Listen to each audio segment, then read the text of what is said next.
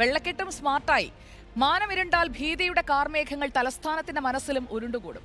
മഴയൊന്ന് പെയ്താൽ വെള്ളക്കെട്ട് ഞൊടിയിടയിലാണ് നഗരത്തെ വിഴുങ്ങുന്നത്. ഒന്ന് ഉറങ്ങി എഴുന്നേൽക്കുമ്പോൾ ചുറ്റും വെള്ളം നിറയും. പൊളിച്ചിട്ട റോഡുകൾ വാരിക്കുഴി തീർത്തതോടെ കാൽനട യാത്ര പോലും ദുസ്സഹമാണ് തിരുവനന്തപുരംകാർക്ക്.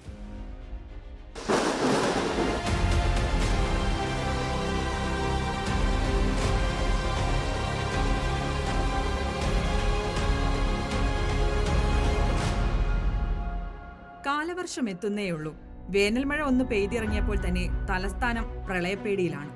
1 മണിക്കൂർ നിർത്താതെ മഴ പെയ്താൽ നഗരത്തിലെ മിക്ക റോഡുകളിലും വെള്ളക്കെട്ട്. വീട്ടുമുറ്റങ്ങളിലും കടമുറികളിലും വെള്ളം ഇരച്ചെത്തും. മഴക്കാലത്തെ സ്ഥിതി ആലോചിക്കാൻ വയ്യ തിരുവനന്തപുരം നിവാസികൾക്ക്. വെള്ളം കയറാനുള്ള മെയിൻ കാര്യം എന്ന് വെച്ചാൽ മെയിൻ റോഡ്, അതായത് മെയിൻ റോഡിൽ PWD ഓടയുണ്ട്. അത് ചെറുതാണ്.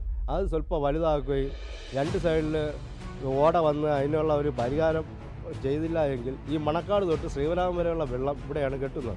അപ്പോൾ ഇവിടെ ജനങ്ങൾക്ക് ഇപ്പോൾ താമസിക്കാൻ ഏറെക്കുറെ വീടുകളൊക്കെ പൂട്ടിയിട്ട് ആൾ പോയി രാവിലെ. കക്കൂസ് മുതൽ അടുക്കള വരെ ഒന്നും ഉപയോഗിക്കാൻ പറ്റാത്ത രീതിയായി. ഇതുവരെ ആരും എന്താണ് യാതാണെന്ന് തിരിഞ്ഞു നോക്കിയിട്ട് പോലും ഇല്ല. അട്ടക്കുളങ്ങര, മുക്കോലയ്ക്കൽ, ഉള്ളൂർ, ചാക്ക എന്നിവിടങ്ങളിൽ തീരാ ദുരിതമാണ്.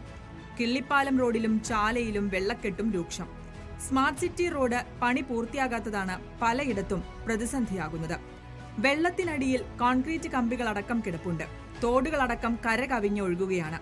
മഴക്കാലത്തിന് മുൻപുള്ള ശുചീകരണം പാളിയതും തിരിച്ചടിയായി.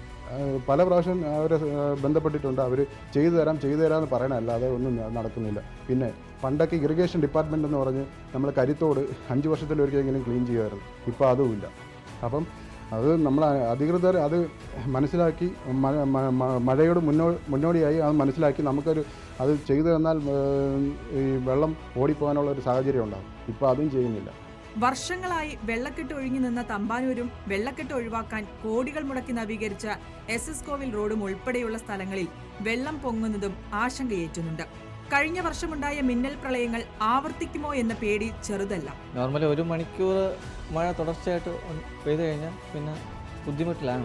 നിലവിൽ 4-4:30 മണിക്ക് 5 മണിക്ക് തുടങ്ങിയ മഴയാണ്. ഇവിടെ വീട്ടിലൊന്നും വെള്ളം കയറിയില്ല. എല്ലാം വീട്ടിലെ മുറ്റത്തൊക്കെയാണ് വെള്ളം. അങ്ങോട്ടാണ് വീട്ടിനകത്തൊക്കെ വെള്ളം കയറിയത്.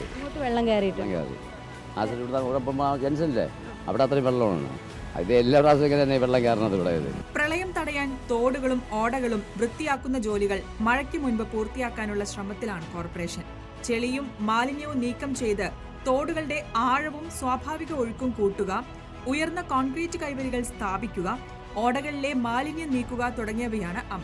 കാലവർഷം ശക്തമാകും മുൻപേ ഈ ജോലികൾ പൂർത്തിയാക്കിയില്ലെങ്കിൽ തിരുവനന്തപുരത്തെ കാത്തിരിക്കുന്നത് എന്താണെന്ന് ഈ ദൃശ്യങ്ങളിൽ വ്യക്തം.